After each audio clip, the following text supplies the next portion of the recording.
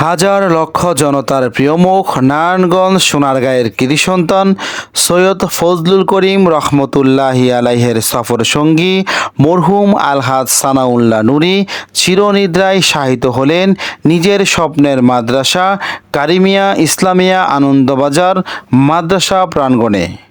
সারা জীবন মাদ্রাসা মসজিদ আর নিজ সংগঠন এর কাজ করতে করতে চির সফরে রওনা দিলেন এই দৃষ্টিনন্দিত আলেমী দ্বীন।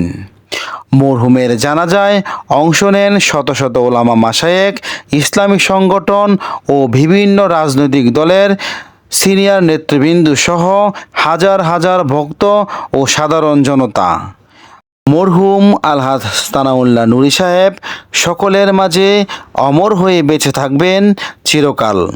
আমরা মরহুমের রুহের মাগফিরাত কামনা করছি এবং মহান সৃষ্টিকর্তা মরহুমকে জান্নাতের উঁচু মাকাম দান করেন এবং আমাদের সকলকে ইসলাম, দেশ, মানবতার কল্যাণে এক এবং নেক হয়ে কাজ করার তৌফিক দান করেন।